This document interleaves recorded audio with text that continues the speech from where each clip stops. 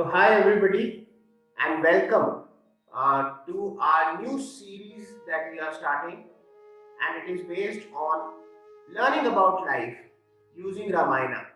So, with us today we have Kartikeya Podar, who is a devotee of Lord Ram, author of the book Being Ram, and a spiritual guide to many.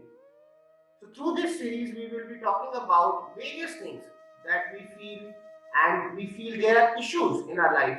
And with the help of Karthik, we are going to actually just get an insight as to how to get better at them. So, Karthik, let's quickly jump into it. And I am bursting with many questions. So, shall I start with my first question? Please proceed. So my first question is around the time that we are in nowadays. It is the time of COVID and pandemic, and everywhere we can feel that there is a sense of fear. There is a sense of fear about death, about being healthy. So I wanted you to just show some insights as to how to deal with this stress about fear of death. Death इतनी problem नहीं है इस corona के matter में. Problem है unexpected twist in life. When something good happens in life और हम उसको रिजॉइस करते हैं तब तो हमें कोई प्रॉब्लम नहीं होती. बट जब कुछ नेगेटिव जा रहा है जो हम कभी एक्सपेक्ट नहीं करते, जो अनएक्सपेक्टेड है, जो लाइफ है, लाइफ रूल बुक से नहीं चलती है, तो हमारी जो प्रिपरेशन क्योंकि नहीं है बॉडी, जिसको हम अंतःकरण कहते हैं, मन, बुद्धि, in simplest terms mind and intelligence, हमारी प्रिपरेशन नहीं है. कुछ भी अनएक्सपेक्टेड होता है, इफ इट्स अबाउट लाइफ और डेथ और any loss, any kind of loss, इसको इस तरह से लीजिए, तो हम घबरा जाते हैं. हमें नहीं पता कि how to deal with the situation. एक क्लियर बात यह है कि जितनी रामायण की अंडरस्टैंडिंग है उसमें क्लियर है कि situation is never the problem. Problem is how you are dealing with the situation. Ups and downs individually, group level पे कैसे भी आते रहेंगे, आते रहे हैं. इस पे हमारा कंट्रोल नहीं है. दो फैक्टर्स होते हैं. एक फैक्टर वो जिसपे जो हमारे कंट्रोल में है, दूसरा फैक्टर जो हमारे कंट्रोल पे नहीं है, जिसको हम कहते हैं कि डिवाइन उसमें इंटरवेंशन है. और हमारे वेदांतिक लैंग्वेज में हम उसे कहते हैं कि ईश्वर इच्छा या ईश्वर कृपा. तो वो तो हमारे कंट्रोल में नहीं है. हमारे कंट्रोल में है पुरुषार्थ. हमारे हाथ में क्या पावर है, हम क्या कर सकते हैं. तो हमें सबसे पहले जो एसेंशियल प्रॉब्लम है ह्यूमन माइंड की, वो है फियर.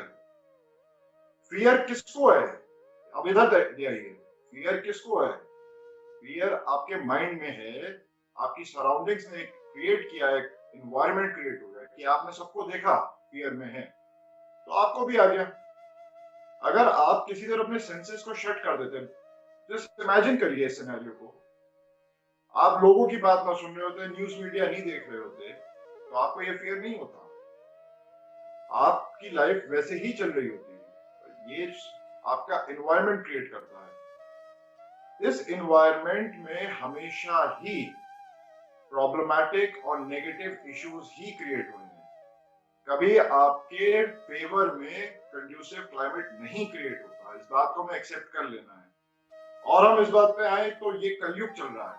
जैसे हमारे यहाँ 4 युगों में डिवाइडेड है, और कलयुग में तो ये बात बिल्कुल साफ साफ लिखी जा चुकी है हजारों साल पहले कि कलयुग में कोई भी फैक्टर, कोई भी दिन, कोई भी मिनट आपके फेवर में नहीं है.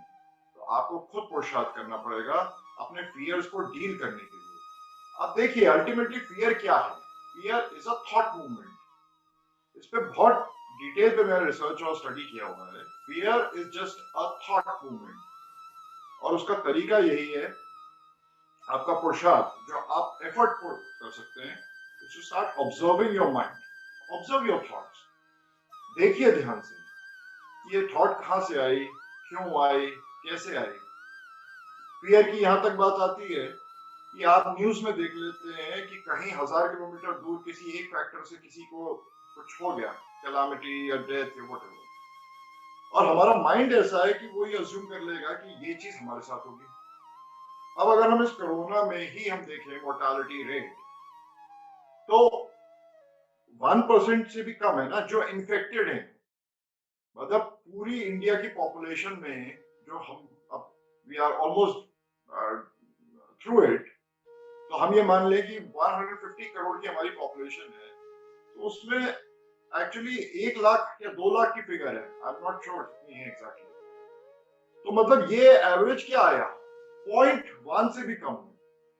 लेकिन हमारा माइंड वो इस तरह से हमें बात पुट अप करेगा कि ये जिसकी प्रोबेबिलिटी 0.01% है वो हमारे साथ हो सकता है।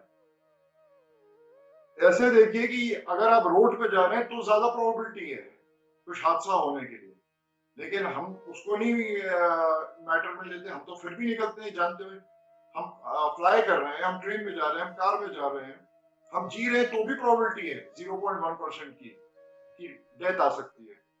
बट द डिफरेंस इज कि अब हम यूज्ड टू हो चुके हैं, इस वजह से now it's pretty okay with us. हम क्यों यूज्ड टू हो चुके हैं, क्योंकि हमारी सराउंडिंग में जितने लोग हम देखते हैं जानते हैं सब यूज्ड टू हो चुके हैं, चाहे सिटीज हो, टाउन्स हो, कैसे भी हो, स्कूल हो, कॉलेज हो, ऑफिस हो, सब यूज्ड टू है, इस वजह से we are used to it. अब कोरोना में क्या हो रहा है कि सब लोग डेथ फियर का एक वेव बन गई, एक मूवमेंट बन गया है। जिसको कहते हैं ना कॉन्शियसनेस है, हम सबकी एक कलेक्टिव कॉन्शियसनेस है, उसमें फियर का मूवमेंट बन गया है। तो भाई हम सबको देख रहे हैं फियर में, तो हम भी हुए। तो हमें अपने आप को इससे बाहर निकालना पड़ेगा, और इसके लिए दो ही बातें हो सकती हैं। नंबर वन, ये जो 2 पॉइंट्स पे चलता है, इसको एक्सप्लेन करने के लिए तो पूरा फिर बहुत आगे जाना पड़ेगा, पर मैं अभी बेसिक पॉइंट बता दूं। Number one is you need to observe your thoughts, बहुत intelligently, alertly, be in the present moment, जिसको कहते हैं माइंडफुलनेस कहते हैं इसे बुद्धिज्म में। प्रेजेंट मोमेंट सिंपल लैंग्वेज में, वेदांतिक उसमें लैंग्वेज में कहते हैं इसे साक्षी भाव, कि बहुत अलर्टली आपको अपनी थॉट्स को देखना है, क्योंकि thoughts are not real, thoughts is not you, you are, आपके पास एक आप एक एंटिटी हैं, आपके पास माइंड है, माइंड एक इंस्ट्रूमेंट है, उस इंस्ट्रूमेंट की एनर्जी शूटिंग है थॉट्स, जो दिन में 50,000 थॉट्स आती हैं। तो इसका मतलब ये नहीं कि हर थॉट सच हो, आपको ये ऑब्सेसिव कंपल्सिव थिंकिंग डिसऑर्डर से बाहर निकलना पड़ेगा। और नंबर 2, जिसको हम भक्ति मार्ग में कहते हैं, वो है शरणागति धर्म, जो भगवत गीता में भगवान कृष्ण कह रहे हैं कि सर्वधर्मान् परित्यज्य मामेकं शरणं व्रज, कि सब धर्मों का आश्रय छोड़कर तू मेरी शरण में आ जा, मैं तुझे मुक्त कर दूंगा। That means you discard all dependencies, all worldly dependencies, all the material dependencies, and just surrender to me, surrender to God, to Lord Ram, to Lord Krishna, Shiv, जिसको भी आप मानते हैं उनको आप सरेंडर करिए, शरणागत बनिए। और फिर भगवान का ये प्रॉमिस है कि I will look after you, वो आपको देखेंगे। ये पूरी अपने आप में एक स्टडी है, एक अंडरस्टैंडिंग है, सत्संग है, उससे समझ में आता है, महापुरुषों का आशीर्वाद है। तो ये किसी और एपिसोड में अपने आप में पूरा एक्सप्लेन करना पड़ेगा शरणागति धर्म, अभी इतना टाइम मेरे ख्याल से शायद आपके पास नहीं होगा, तो ये बात पे मैं यहाँ पे इसको खत्म करता हूँ आंसर।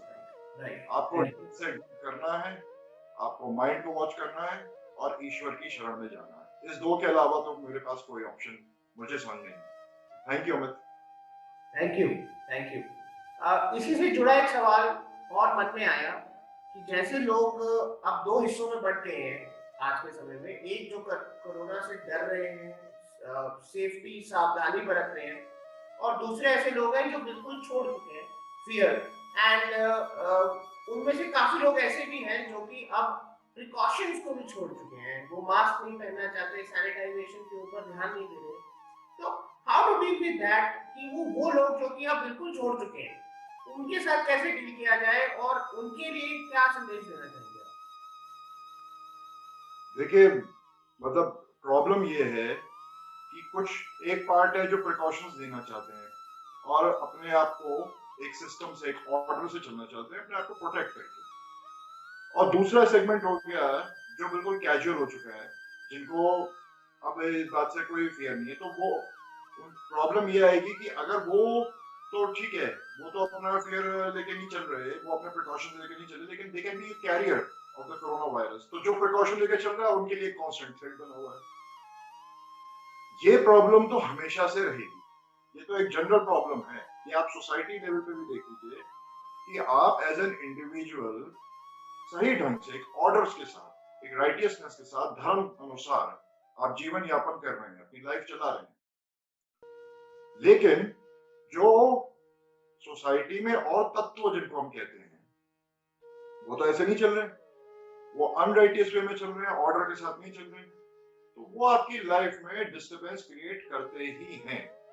इसमें आपके पास ऑप्शन है नहीं कि उनको आप कंट्रोल कर सके, हम नहीं कर सकते कंट्रोल, हम दूसरे के माइंड को, उनके एक्शंस को कंट्रोल नहीं कर सकते। अभी आप देखिए, एग्जांपल लीजिए, अगर रामायण बैकग्राउंड में इस वजह से देता हूँ क्योंकि रामायण लगभग सबको पता है। तो अयोध्या नगरी के वासी हैं, वो धर्म से चल रहे हैं, सब प्रॉपर वे में चल रहे हैं। उसके आसपास के जो वन है, जहाँ संत साधु ऋषि रहते हैं, विश्वामित्र जी का एग्जांपल देना चाहता हूँ, वो अपना काम कर रहे हैं, वो किसी से मतलब नहीं है, जंगल में रहते हैं, अपना यज्ञ कर रहे हैं, अपने साधन भजन कर रहे हैं। लेकिन फिर भी रावण की जो राक्षस है, ताड़का, सुबाहु, मारीच, वो उन वनों में, उन फॉरेस्ट एरिया में पहुंच के उन साधुओं को परेशान कर रहे हैं कि यज्ञ बंद करो। तो क्या ऑप्शन रह जाता है भाई? राक्षस वो जो ऑर्डर फॉलो ना करे, साधु संत वो जो परफेक्ट ऑर्डर फॉलो करे, और इन दोनों के बीच में जो ग्रे पार्ट में आते हैं वो हम जैसे साधारण कॉमन मॉर्टल बीइंग्स, जो थोड़ा जिनके अंदर दैवी शक्ति है, थोड़ी हम में अंदर आसुरी शक्ति है। अब हम ये कंट्रोल हमारे हाथ में नहीं है। विश्वामित्र जी के बारे में कहा गया कि उनके बहुत तपस्या करी, बहुत सुपरनैचुरल पावर्स भी, सिद्धियां भी उन्होंने अटेन कर ली, लेकिन फिर भी वो राक्षसों से डील नहीं कर पाए। तो देखिए क्या युक्ति क्या लगाई उन्होंने कि मैं अयोध्या जाऊंगा, श्री राम जी के, दशरथ जी के पास जाऊंगा, उनसे उनके पुत्र राम और लक्ष्मण मांगूंगा, वो आके इनका राक्षसों का वध करेंगे। और ऐसा ही हुआ। उसी तरीके से हमको एक पॉइंट तो इस पे ये समझना है कि जो हमारे लिए थ्रेट है, कांस्टेंट थ्रेट बना हुआ है, उस पर हम कंट्रोल नहीं कर सकते, हम दूसरे को कंट्रोल नहीं कर सकते। तो हम अपना इंटेलिजेंटली तो अपने आप को जितना सेफगार्ड कर सकते हैं करें। और नंबर 3 अगेन फिर यहाँ पे वही बात आती है कि जब तक कि आपको फुल प्रूफ अगर सॉल्यूशन चाहिए, तो आप अपने आप से भी कितना भी अपना माइंडसेट बना लें, कितनी टॉक्स कर लें हम, कितनी आप बुक्स पढ़ लें फील गुड की, मोटिवेशन की, कितनी नॉलेज अटेन कर लें, ये सब फेल हो जाता है। क्योंकि मैं पूरे अपने एक्सपीरियंस से कह रहा हूँ, अल्टीमेटली आपको फुल प्रूफ सेटिस्फैक्शन, एक कंफर्टेबल फीलिंग, एक फील गुड फीलिंग तब आ सकती है जब आप सरेंडर योग की तरफ बढ़ेंगे। सरेंडर योग में कह रहा हूँ शरणागति भाव को, कि जब तक कि आप सरेंडर्ड वे में नहीं अपने आप को ढालेंगे, कृपा, ईश्वर की कृपा की तरफ नहीं अपने आप को लेके जाएंगे, तब तक आपको वो कंप्लीटनेस फील नहीं होगी। अच्छा, फिर क्या है कि ये हमारे यहाँ कहा जाता है कि एक बार बस ये कहने की बात होती है, एक बार आपने ये बस सोच लिया कि भाई मैं तो गिव अप कर चुका हूँ, हाथ खड़े कर दिया आपने, ये मेरे हाथ में कुछ नहीं है, जैसा भगवान चाहे, जैसी इच्छा करें, तो फिर then it becomes the responsibility of the supreme consciousness to look after you. अब आप इसे ईश्वर को या तो फॉर्म में ले लें कि हम जैसे अपने भगवानों को लेते हैं, श्री राम जी को लेते हैं, या फॉर्मलेस वे में ले लें, तो एक सुप्रीम कॉन्शियसनेस है। उनका पर्पस यही है कि ये जो ह्यूमन लाइफ है इसे अलाइंड वे में चलाएं। ये डिस्टर्बेंसेस हम क्रिएट कर रहे हैं अपने जो थॉट्स हैं, अपनी डिजायर्स और फियर से, अपनी इनसिक्योरिटी से, अपनी कंसर्न से, अपने एम्बिशन से हम डिस्टर्ब कर रहे हैं। हमें मतलब लेट द लाइफ फ्लो, एक झरने की तरह, एक नदी की तरह लाइफ बह रही है, हमें बस उसके साथ फ्लो करना है, हमें ज्यादा नहीं बॉदर करना है। पर हमारी कंडीशनिंग ऐसी हो चुकी है माइंड की, जब से हमारा जन्म होता है तो हमने चाइल्डहुड में अपने पेरेंट्स की देखा, फिर स्कूल कॉलेज देखा, फिर हमने अपना करियर देखा, तो हर तरफ एक रैट रेस है, सब भाग रहे हैं, सबकी एस्पिरेशंस है, इस वजह से हमने समझ लिया कि लाइफ ऐसी ही होती है। बट अब आपको रिवर्स कंडीशनिंग करनी है। इस बात के लिए कन्विंस पहले अपने आप को करना पड़ेगा कि ये लाइफ का पर्पस नहीं है, ये भागा दौड़ी करना। आपका पर्पस है कि जैसे लाइफ चल रही है मैं उसके साथ अलाइनमेंट में रहूं, एक सिंपल एक्सट्रीम बह रहा है, मुझे उसके साथ अपने आप को लेके चलना है, मुझे अपनी ज्यादा वो नहीं लगानी है, क्योंकि आप लगा भी लोगे, आप चाह लो कि कुछ भी चाह लो, बट आप उस फैक्टर्स को कंट्रोल कर ही नहीं सकते, वो फैक्टर्स किसी के कंट्रोल में नहीं है। तो जिसके कंट्रोल में है, जिस सुप्रीम एंटिटी के कंट्रोल में है, आप सीधा उन्हीं के पास जाइए, उन्हीं की शरण में जाइए, उन्हीं का ही, वही बॉस है, वही सब कुछ है, उन्हीं से बात करिए, वो आपका इंश्योर करेंगे। भाई वो आप किसी का इंडिविजुअली क्यों कोई गलत नहीं चाहता है, ये तो हमारा डिस्टरबेंस है, उस वजह से हम दूसरों को डिस्टर्ब करते हैं। हमें लगता है कि उनकी वजह से हमारे को बॉदरेशन है, वो कहेंगे कि आपकी वजह से उनको बॉदरेशन है। ये कॉन्फ्लिक्ट तो ह्यूमन लाइफ में, ह्यूमन सिविलाइजेशन में हजारों सालों से चलता आया, चलता रहेगा। आज भी फॉर्म ऑफ प्रोटेस्ट हो रहा है, या जो भी नेशनल इश्यूज जो भी हैं उसमें हम नहीं जाएंगे, लेकिन dispute between two individuals as a group, as an individual होता आया, होता रहेगा, उसमें हमारा कोई कंट्रोल नहीं है। हम क्या कर सकते हैं वो देखना ही अध्यात्म है, वही स्पिरिचुअलिटी है। और मेरे लिए तो बेस्ट है कि आप ये सजेशन की सरेंडर योग के प्रति आप बढ़े, और उससे बेटर और कोई ऑप्शन हम पे है नहीं। Thank you Amit. Okay, thank you Kartik. And मेरा नेक्स्ट सवाल है लॉकडाउन से जुड़ा हुआ। लॉकडाउन एक ऐसा टाइम फ्रेम था जब सब लोग घर में बैठ गए, बहुत सारी फियर के साथ बैठे, बहुत सारे फोर्स्ड होके बैठे, क्योंकि बहुत सारे हम लोग, खासकर मेरे जैसे लोग, लॉकडाउन में नहीं जाना चाहते थे, बट फिर भी हम लॉकडाउन में चले गए because it was the thing to do. So उस टाइम पे जो एक इम्पैक्ट आया है हर जगह, आई मीन माइंडसेट बदला, कॉर्पोरेट लाइफ में चेंजेस आ गए, लोगों के स्कूल कॉलेजेस अभी भी बंद हैं, एंड बिजनेसेस अफेक्ट हुए। तो एक overall lockdown has sort of created a big impact, एक स्लोनेस क्रिएट कर दी लोगों के साथ, माइंड में क्रिएट कर दी है, बिजनेसेस में कर दी है। तो मैं जानना चाहता हूँ कि हाउ डू वी अंडरस्टैंड ये लॉकडाउन क्या था और कैसे डील किया जाए इसके साथ, बिकॉज एक collectively lot of people are feeling कि ये तो बहुत बड़ी चीज हो गई है, and you know it sort of thrown them off the track. तो उसके ऊपर प्लीज थोड़ा शेयर करें। अमित, अब लॉकडाउन का फेज तो निकल चुका, तो उसमें तो अब टाइम है नहीं कि हम डिस्कस करें। अब मैं आपके क्वेश्चन से जो बात समझ रहा हूँ ये है कि लॉकडाउन की वजह से जो ओवरऑल इकोनॉमी है हमारी इंडिया, उस पर जो इम्पैक्ट आ गया, तो हमारे लिए सिचुएशन कितनी चैलेंजिंग हो गई है बिजनेस करने की, अपनी लाइवलीहुड, बेसिकली सिंपल बात शब्दों में कि हमारी जो इनकम है वो डिस्टर्ब हो गई, अर्निंग्स है हमारी। और स्कूल कॉलेजेस अभी बंद हैं, तो स्टूडेंट्स जो हैं घर पर ही हैं, उनके लिए भी ये फ्रस्ट्रेटिंग पीरियड है घर पे बैठना, कितने दिन हो गए, 10 महीने। तो पहले पॉइंट को हम लेते हैं कि जो ये चैलेंजेस आ गए अर्निंग को लेकर, इसमें अगेन ये भी ऐसा फैक्टर है जो आज हमारे कंट्रोल में तो नहीं है, पर अगर हमारे हाथ में टाइम है और हम घर पर हैं, तो हमें उस टाइम को अपनी स्किल्स की एनहांसमेंट में यूज करना चाहिए। ऐसा नहीं होता कि रोज ही कुछ चैलेंजिंग आ जाए, बहुत अच्छा करियर में अपॉर्चुनिटीज आ जाए। आप अपना लाइफ का ग्राफ देखेंगे, करियर का ग्राफ, तो उसमें कुल 2 या 3 ऐसे इंसिडेंट्स होंगे जो वाकई में जैसे कुछ बड़ा हुआ हो आपके लिए, बाकी एक सिंपल लाइन ही चल रही है। अभी जैसे कि हम एक पर्सपेक्टिव लेना चाहेंगे रामायण का, कि सब लोग जो वॉरियर्स हैं, वो ये थोड़ा है कि उनकी लाइफ में हर महीने कोई युद्ध हो रहे हैं, कोई लंका युद्ध हो रहा है, कोई कहीं जा रहा है, कोई कहीं जा रहा है। सालों प्रैक्टिस करी है, अपनी स्किल्स को एनहांस किया अपने अपने इंस्ट्रूमेंट्स में, अपनी एक्टिविटीज में, और कितना उनका टेस्टिंग पीरियड कितना रहा। जैसे फॉर एग्जांपल हनुमान जी है, अगर मान लीजिए 100 इयर्स का उनका लाइफ स्पैन है, तो उनका जो एक्शन रहा पूरी रामायण में कितने दिन का रहा, मुश्किल से 30-40 दिन। क्योंकि अगर आप पढ़े कि जब से राम जी उनकी लाइफ में आए, फिर वो तुरंत सर्च पे निकल गया, और वो सुंदर कांड जो आता है, लंका कांड, सिर्फ 1 महीने का रोल है हनुमान जी का। इम्पोर्टेंट ये नहीं है कि रोज हम लाइफ कैसे निकालें, इम्पोर्टेंट ये है कि जब वो चैलेंज आए जो आज आया हुआ है, उसमें हम कैसे डील कर रहे हैं, वो हमारी लाइफ को डिसाइड करेगा। हनुमान जी ने जैसे डील करा, तो एक ऑर्डिनरी बीइंग से वो भगवान बन गए, सिर्फ 1 महीने के एक्शन से पूरी लाइफ में।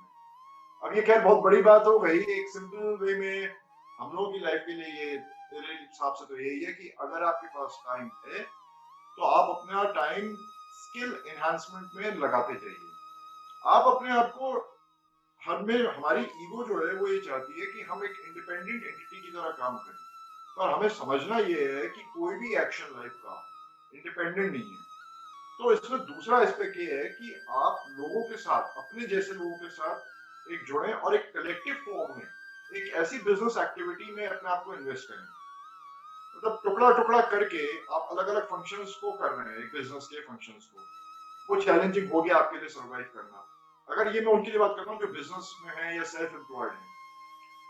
जॉब्स वालों का तो सिनेरियो अलग है, उनका कंपनी के साथ अपना जैसा चलता है चल ही रहा है, वर्क फ्रॉम होम एक्सेट्रा। तो आप एज अ जो टुकड़े में काम कर रहे हैं अपने बिजनेस फंक्शंस को, आपको कलेक्टिव वे में चलना चाहिए। जैसे कि राम सेतु निर्माण हो रहा है तो जरूरत है ना कि वो जो वानर है वही लगे, वो एक चिड़िया भी आई, एक छोटा सा पत्थर भी तोड़ गए, उसका भी कंट्रीब्यूशन है। हम ये चाहते हैं कि हमारा कंट्रीब्यूशन, हमारे जो रिटर्न्स, हमारा जो काम है वही सबसे ज्यादा चमके, वही हमें बेस्ट रिटर्न है।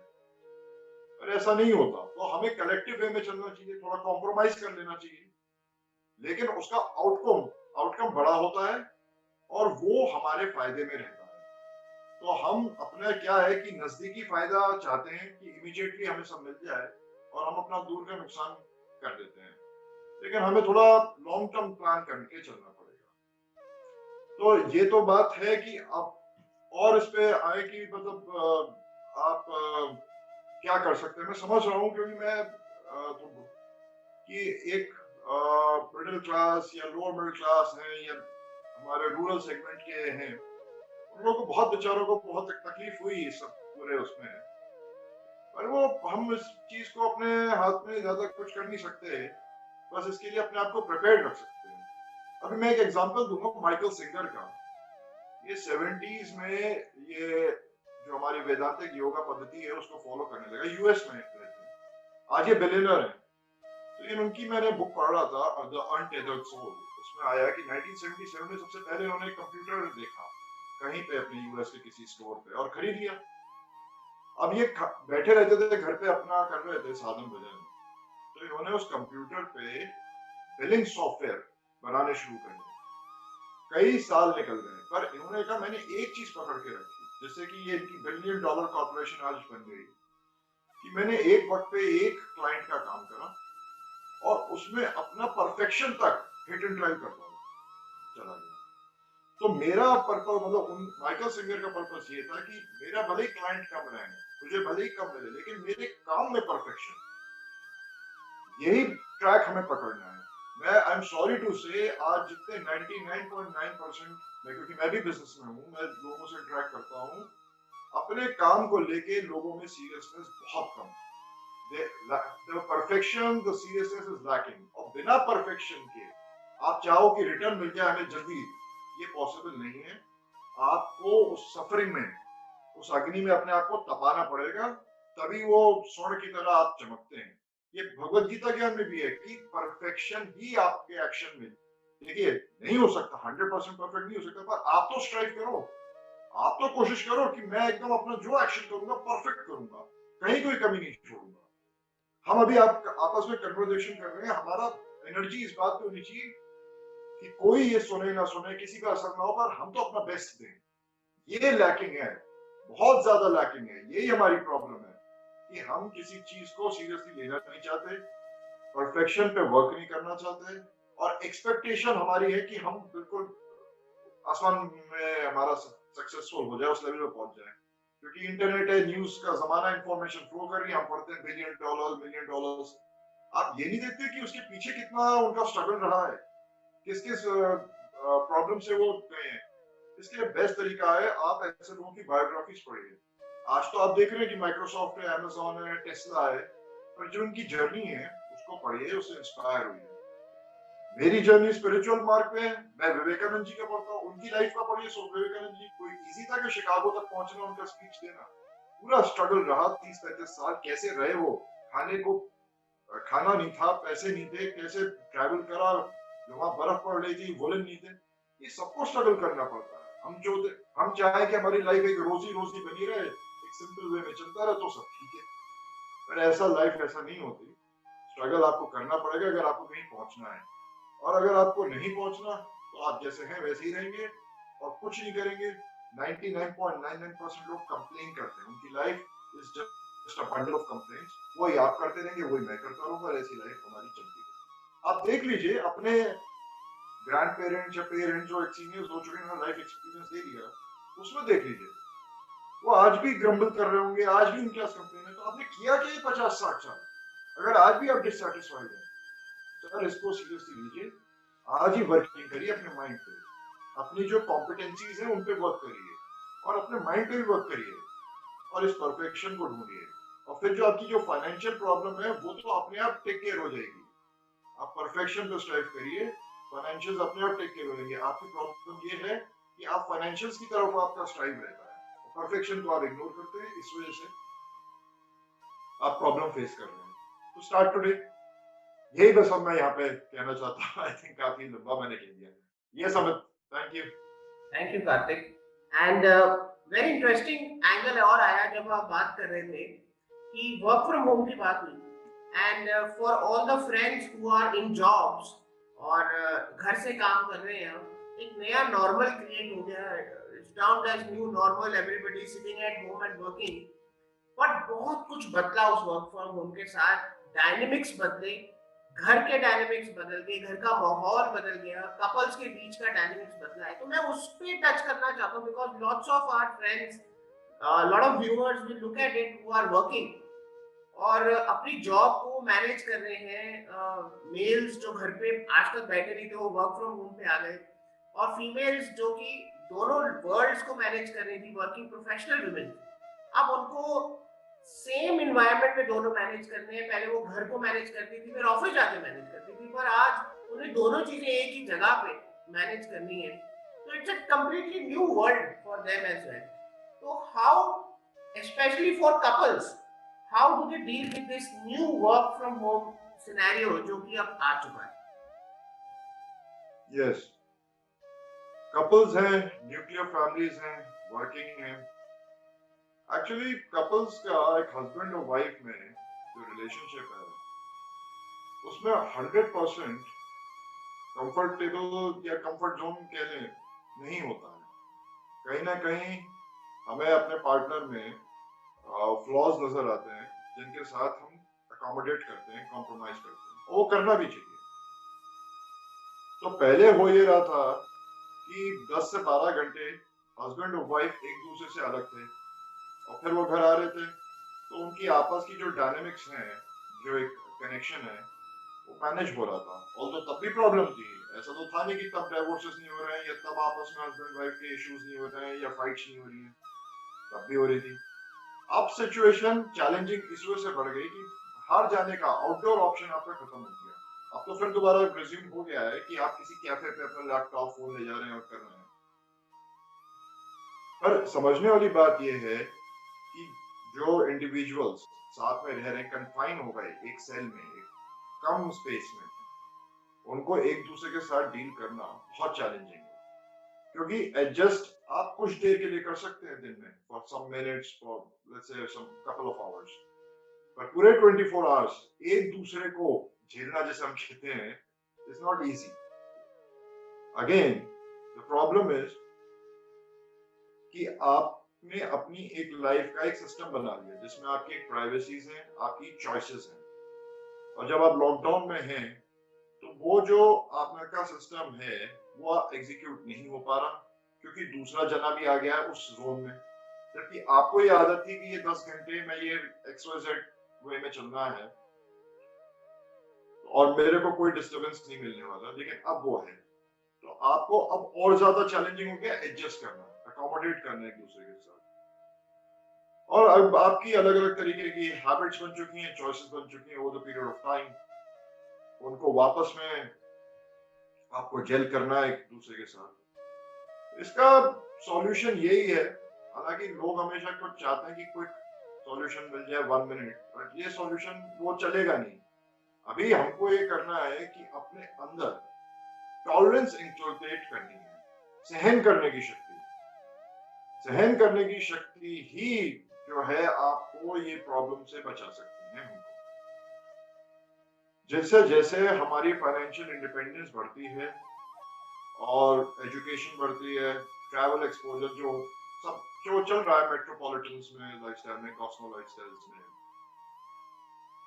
हमारे अंदर टॉलरेंस जीरो होती जा रही है। ये तो हो गया वर्किंग कपल का। वैसे भी जो आप इंडियन सोसाइटी में देख लेंगे हर लेवल पे टॉलरेंस नाम की चीज कहीं नहीं है।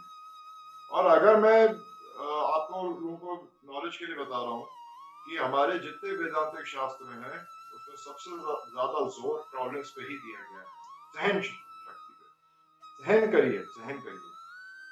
हमारे हम अब हस्बैंड वाइफ है, ऐसे कपल हैं, आप उसको जो प्रॉब्लम अगर क्रिएट भी हो रही है आपके अकॉर्डिंग नहीं चल रहा, आप टॉलरेट करते जाइए। आपको आपको ये लगेगा कि ये तो मेरे लिए सफोकेटिंग हो रहा है, बट उस सफोकेशन को भी आपको अपने अंदर ही डाइजेस्ट करना होगा। ये बड़ी आसान नहीं है, एडमिट, बड़ी शक्ति लगती है इसमें, बड़ा बल लगता है और बहुत कई कई बार हम गिव अप कर जाते हैं, हम भी कर जाते हैं। लेकिन ऑप्शन तो यही है। इसका बेनिफिट क्या मिलेगा आपको कि ये आपका जो चल रहा है टेस्टिंग पीरियड, अगर आपने इसमें अपनी टॉलरेंस पावर बढ़ा ली तो आप ये समझ लीजिए कि आगे लाइफ आपकी कितनी स्मूथ हो जाएगी। आज जो पॉइंट, छोटी छोटी बातें जो मैटर करती है ना, तब बड़ी बड़ी बातें भी मैटर नहीं करेंगी। ये बहुत बड़ा फायदा आपको मिलेगा। आज आप सीख जाइए इस बात को। ये तो अपॉर्चुनिटी लीजिए ना इस टाइम को। मैं अपने अंदर एक पॉइंट पकड़ लीजिए, टॉलरेंस है, इसको हम डेवलप करेंगे। आप देखिए you will do wonderful in life, क्योंकि तब आपको मैटर करना खत्म हो जाएगा। अभी क्या है, ओ उसने कुछ कह दिया, ओ इसने ये कर दिया, उसने वो कर दिया, ये बहुत छोटी मोटी बातों पे आपस में हमारी ईगो इश्यूज बन जाते हैं। मतलब इसको हटाइए, टॉलरेंस, अपनी टॉलरेंस बढ़ा लेंगे, इनको हटाइए ईगो इश्यूज को और अपनी लाइफ जैसे स्मूथली जारी चलाइए। टॉलरेंस का एग्जांपल लॉर्ड ब्राउन की लाइफ से बड़ा और क्या है। मतलब एक सेकंड में उनकी जो मदर, स्टेप मदर थी केकई, उन्होंने कहा कि आप फॉरेस्ट एक्साइल पे जाइए। एक सेकंड में राम जी ने कहा कि ठीक है, नो प्रॉब्लम, स्माइल करते हुए चलिए, ठीक है, वो भगवान है, वो 100% परफेक्शन है, वैसा हम नहीं कर सकते, 1% तो करें। उन्होंने एक सेकंड भी नहीं लिया इस बात को एक्सेप्ट करने में कि मेरे साथ कोई ड्रास्टिक हो गया, टॉलरेट कर लिया। हम चलिए एक दिन ले लें, 24 घंटे ले लें, फिर तो समझाना है। प्रॉब्लम क्या है, हम अपने आप को समझाना चाहते हैं। तो अपने अंदर पहले ये इच्छा जागृत करिए कि मुझे टॉलरेंट बनना है, फिर ये 90% काम हो जाएगा। टॉलरेंट, फिर आगे का काम आपका इजी हो जाएगा। पहले अपने अंदर अपने आप को टॉलरेंट बनाने के लिए अपने अंदर ये इच्छा जागृत करिए, इंटेंट डेवलप करिए। Thank you Amit. Thank you, Karthik, for that wonderful insight. And on that note, I know कि आज हमने आपसे लिमिटेड टाइम मांगा था, तो उसको ज़्यादा एक्सटेंड नहीं करूँगा। और अपने जो बाकी सवाल है मैं उनको होल्ड करके अब आगे के लिए आपसे पूछूंगा। तो मेरा ये एक ही बात है जो मैं आपसे कहना चाहता हूँ, वो है थैंक्स। बिकॉज एक इंटरेस्टिंग इंसाइट मिला हम सबको, एक डिफरेंट वे ऑफ लुकिंग मिला, जो कि जनरली नहीं मिल पाता है। And for that, I think lot of people, including me, are going to come back and look forward to the next set of insights that you will give to us. और इन नए सवालों के साथ वापस आऊंगा मैं आपसे दोबारा पूछने, आपसे दोबारा टाइम लेके। And till then, I would once again say thank you so much, Karthik, for the time. Thank you for your time.